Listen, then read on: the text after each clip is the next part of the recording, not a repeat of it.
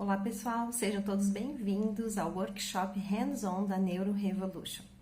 Meu nome é Ione, eu estou aqui para te ajudar a quebrar o código da neuro e entender todo esse processo e tornar a sua vida muito mais simples. Nesse primeiro momento, nós vamos revisar o sistema nervoso e o controle motor normal, de uma maneira simples e clara, traduzindo e simplificando para que a gente possa ir diretamente ao ponto. Então, nesse primeiro momento, nós vamos fazer essa revisão já abordando os possíveis locais de patologia e fazendo, então, uma abordagem aplicada da fisioterapia neurofuncional. Vamos lá? Então, vamos começar do bem básico, né, gente? O sistema nervoso, ele se compõe, então, do sistema nervoso central e do sistema nervoso periférico. Lembrando que o sistema nervoso central é todo o encéfalo e a medula. O sistema nervoso periférico, então, que se compõe dos nervos espinhais e nervos cranianos. Os nervos espinhais oriundos da medula e os nervos cranianos do encéfalo. Nesse ponto, no sistema nervoso periférico, já podemos apontar como as principais patologias todos os tipos de desmielinização, como a polineuropatia, a esclerose múltipla e todas as formas de trauma também que causam as neuropraxias, enfim, os esmagamentos, cortes no sistema nervoso periférico. Em relação aos nervos cranianos, nós temos já que apontar a principal patologia, que é a paresia facial, que é a injúria do nervo facial, mas também temos acometimentos no nervo trigêmeo e outras formas de lesão que podem atingir os nervos periféricos que são oriundos do encéfalo. Nessa próxima imagem, então, a gente vê os principais componentes do cérebro, enfim, do sistema nervoso central. É interessante observar nessa imagem que os pontos em vermelho eles estão elencando, né, e apontando os principais pontos, como o tálamo, o cerebelo, a glândula pineal, o cérebro, hipocampo, pituitária, corpo caloso, a amígdala, o crânio em si, né, o hipotálamo, as meninges, a ponte bulbo-mesencéfalo, que são o conjunto, né, do tronco, e a medula.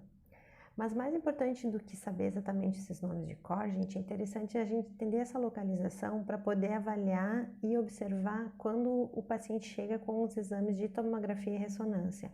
Então, é bem interessante a gente ter essa noção já clara dos principais pontos de localização dessa neuroanatomia para poder estar observando quando vier o exame do cliente, a gente poder estar elencando e apontando exatamente aonde está a injúria. Gosto muito dessa imagem, pessoal, porque ela mostra o encéfalo de uma forma muito clara, né? Um M lado e apontando já os nervos cranianos saindo em amarelo, né? Dos pontos específicos do encéfalo. Olha que bonito que dá para localizar claramente, por exemplo, como o olfativo e o óptico, né? Que saem lá em cima como sendo o primeiro e o segundo par. Já na imagem anterior a gente via a parte líquida, né, que também envolvia o encéfalo, mas agora a gente percebe melhor nessa imagem todos os compartimentos e a sequência do líquor, né, onde ele é produzido aqui no processo coroide e ele desce pelos ventrículos, faz toda a volta no sistema nervoso central e chega lá em cima para ser reabsorvido perto da aracnoide. Então é muito bonito ver esse sistema inteiro, né, dos ventrículos, das cisternas, das aberturas e fechamento dos forames e essa sequência, né, dinâmica do líquor, o qual é um grande protetor, né, de todo o sistema nervoso central. Agora nós vamos entrar no controle motor mais especificamente, né, para começar a entender melhor essa neurofisiologia e como ele funciona no global. Revisando, né, porque a maioria de vocês já tem isso bem claro a partir dos estudos, enfim, desde as primeiras aulas lá da faculdade. Então, retomando, né, que o receptor ele está entrando pela parte posterior da medula, sempre tem a cadeia de gânglios, né, desses núcleos que recebem o corpo do neurônio, e que chega até a medula, faz a sinapse e volta no sistema no neurônio motor inferior, né, até a fibra muscular. Importante nesse momento reforçarmos a importância dos receptores que vão formar, então, todo o sistema sensorial que vai nas suas vias espinotalâmicas e, entre outras, levar todas essas informações até o encéfalo, até o brain, até o nosso cérebro, onde nas regiões sensoriais e vai ser reorganizada essa informação para que volte como uma atividade motora regulada, né? Então, hoje, a cada vez mais o sistema sensorial está ganhando uma importância que há tempos atrás não acontecia e está se tornando fundamental em qualquer técnica, em qualquer trabalho de reabilitação.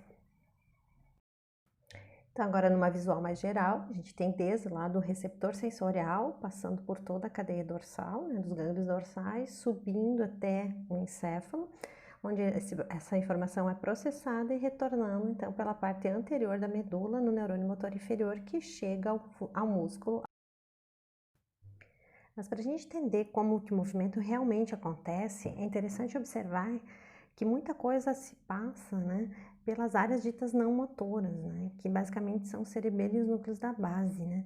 Então, lá em cima, há um grupo de áreas não motoras que estão o tempo inteiro processando as informações sensoriais que chegaram, então, desse sistema sensorial. Essas informações são processadas antes de serem jogadas para as áreas motoras, né? Então, toda a parte cognitiva, sensorial e interna da pessoa, né, o seu próprio conhecimento, as suas experiências prévias são abordadas nessas áreas não motoras.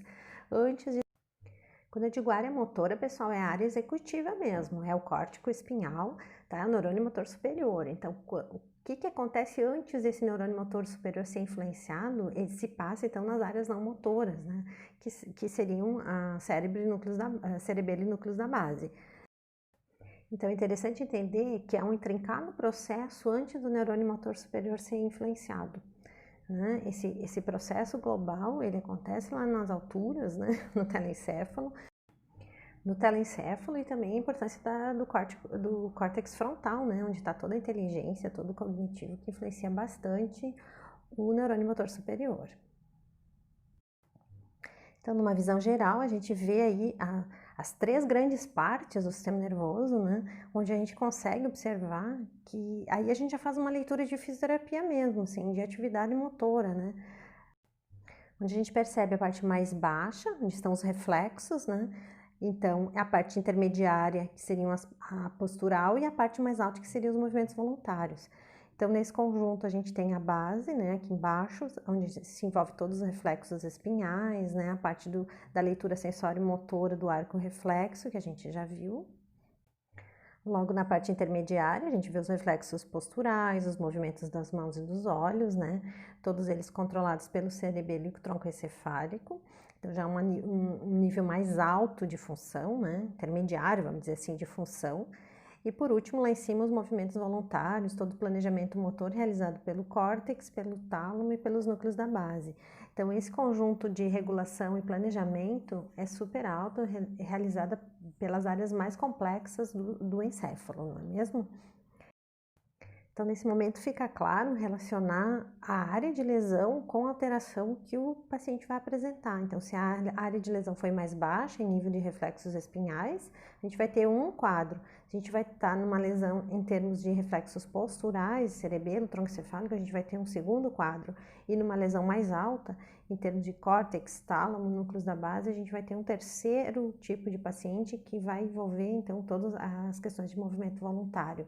Então, essa relação neuroanatômica ou neurofisiológica é muito importante a gente ter muito claro na nossa cabeça. E eu vou dar um exemplo bem simples para vocês em relação ao tônus, né? Quando a gente tem uma lesão em termos de medula espinhal, a gente vai ter o clônus, a gente vai ter uma hipertonia que é bem típica. Já quando eu estou falando de um AVE, de uma espasticidade lá em cima, a gente tem outro tipo de tônus hipertônico.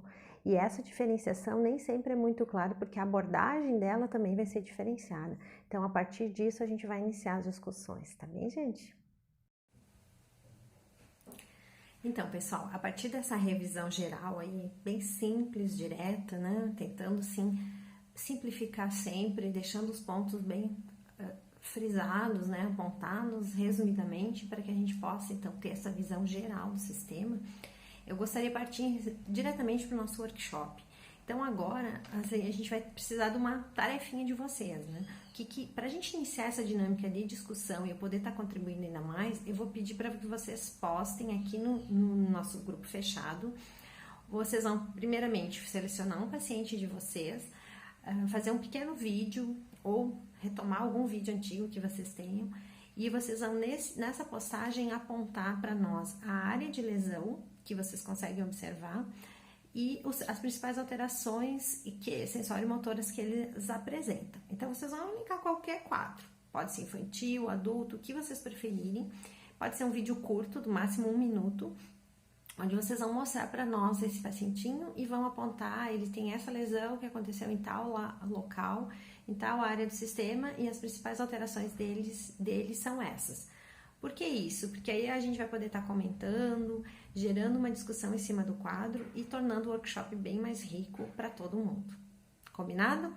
Aguardo as postagens de vocês.